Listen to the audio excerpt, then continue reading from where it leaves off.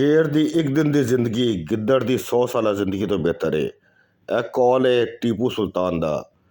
ਤੇ 4 ਮਈ 1799 ਉਹਨਾਂ ਦਾ ਯੌਮ ਸ਼ਹਾਦਤ ਤੇ ਅੱਜ ਉਹਨਾਂ ਦਾ 225ਵਾਂ ਯੌਮ ਸ਼ਹਾਦਤ ਹੈਗਾ ਹੈ। ਮੈਂ ਤੁਹਾਨੂੰ ਮੁਖਤਸਰਨ ਸੁਲਤਾਨ ਟੀਪੂ ਦੇ ਬਾਰੇ ਕੁਝ ਦੱਸਣਾ ਚਾਹੁੰਦਾ ਵਾਂ। ਟੀਪੂ ਸੁਲਤਾਨ ਦਾ ਪੂਰਾ ਨਾਮ ਸੁਲਤਾਨ ਫਤਿਹ ਅਲੀ ਸਾਹਿਬ ਟੀਪੂ ਸੀ ਤੇ ਇਹਨਾਂ ਦਾ ਇਹ ਨਾਮ ਇੱਕ ਸੂਫੀ ਬਜ਼ੁਰਗ ਟੀਪੂ ਮਸਤਾਨ ਔਲੀਆ ਦੇ ਨਾਮ 'ਤੇ ਰੱਖਿਆ ਗਿਆ।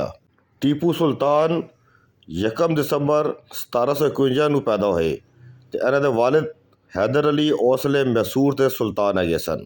ਟੀਪੂ ਸੁਲਤਾਨ ਦਾ ਤਾਲੁਕ ਅਰਬ ਦੇ ਮਸ਼ਹੂਰ ਕਬੀਲੇ ਕੁਰੈਸ਼ ਤੋਂ ਸੀ ਔਰ ਤੁਹਾਨੂੰ ਪਤਾ ਹੋਏਗਾ ਕਿ ਨਬੀ ਪਾਕ ਸੱਲੱਲਾਹੁ ਅਲੈਹਿ ਵਸੱਲਮ ਦਾ ਕਬੀਲਾ ਵੀ ਕੁਰੈਸ਼ ਹੀ ਸੀ। ਟੀਪੂ ਸੁਲਤਾਨ ਦੇ ਬਾਇਦਾਦ ਅਰਬ ਤੋਂ ਹਿਜਰਤ ਕਰਕੇ ਮੁਖਤਲਿਫ ਜਗ੍ਹਾ ਤੋਂ ਹੁੰਦੇ ਹੋਏ ਹਿੰਦੁਸਤਾਨ ਪਹੁੰਚੇ ਸਨ। ਹਿੰਦੁਸਤਾਨ ਵਿੱਚ ਮੁਖਤਲਿਫ ਜਗ੍ਹਾ ਤੋਂ ਹੁੰਦੇ ਹੋਏ ਬਿਲਾਖਰ ਇਹਨਾਂ ਦੇ ਬਾਇਦਾਦ ਪੰਜਾਬ ਵਿੱਚ ਆ ਕੇ ਸੈਟਲ ਹੋਏ ਔਰ ਪਿੰਡੀ ਭੱਟੀਆਂ ਦੇ ਕਰੀਬ ਇੱਕ ਜਗ੍ਹਾ ਹੈਗੀ ਹੈ ਟਿੱਬਾ ਸ਼ਾਹ ਬਹਿਲੋਲ।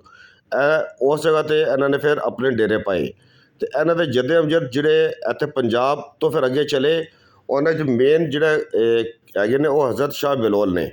ਸ਼ਾਹ ਬਹਿਲੋਲ ਦੇ 2 ਬੇਟੇ ਮੁਹੰਮਦ ਅਲੀ ਔਰ ਮੁਹੰਮਦ ਵਲੀ ਇਹਨਾਂ ਨੇ ਬਾਅਦ ਵਿੱਚ ਦੱਖਣ ਵਾਲੇ ਪਾਸੇ ਹਿਜਰਤ ਕੀਤੀ ਔਰ ਫਿਰ ਉਸ ਤੋਂ ਬਾਅਦ ਇਹਨਾਂ ਦੀ ਅੱਗੇ ਜਿਹੜੀ ਨਸਲ ਸੀ ਉਹ ਆਸਤਾ ਆਸਤਾ ਮੈਸੂਰ ਵਾਲੇ ਪਾਸੇ ਚਲੀ ਗਈ ਤੇ ਮੁਹੰਮਦ ਅਲੀ ਦੇ ਜਿਹੜੇ ਬੇਟੇ ਸਨ ਉਹ ਫਤਿਹ ਮੁਹੰਮਦ ਸਨ ਜੋ ਕਿ ਹੈਦਰ ਅਲੀ ਦੇ ਵਾਲਿਦ ਸਨ ਔਰ ਸੁਲਤਾਨ ਟੀਪੂ ਦੇ ਦਾਦਾ ਸਨ।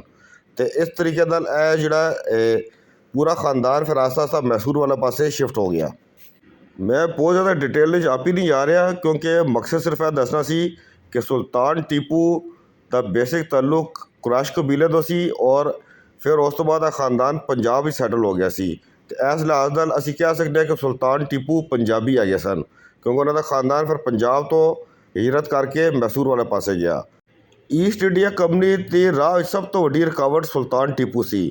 ਸੁਲਤਾਨ ਟੀਪੂ ਤੇ ਸ਼ਹੀਦ ਹੋਣ 'ਤੇ ਅੰਗਰੇਜ਼ ਜਰਨੈਲ ਨੇ ਬੜੇ ਫਖਰੀਆ ਕਿਹਾ ਸੀ ਇੰਡੀਆ ਇਜ਼ ਆਰਸ ਟੂਡੇ ਕਿ ਅੱਜ ਤੋਂ ਹਿੰਦੁਸਤਾਨ ਸਾਡਾ ਹੈਗਾ ਹੈ।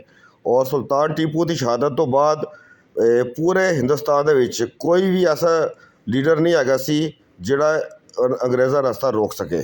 ਉਮੀਦ ਕਰਨਾ ਵਾ ਤੁਹਾਨੂੰ ਇਹ ਵੀਡੀਓ ਪਸੰਦ ਆਈ ਹੋਏਗੀ ਤੇ ਇਨਸ਼ਾਅੱਲਾ ਮਿਲਾਂਗੇ ਕਿਸੇ ਅਗਲੀ ਵੀਡੀਓ ਵਿੱਚ ਤੇ ਆਪਣਾ ਖਿਆਲ ਰੱਖਣਾ, ਦੁਆਵਾਂ ਵਿੱਚ ਸ਼ਾਮਿਲ ਰੱਖਣਾ। ਰੱਬ ਰਾਖਾ। ਹੱਸਦਾ ਰਵੇ ਪੰਜਾਬ, ਸਦਾ ਵਸਦਾ ਰਵੇ ਪੰਜਾਬ।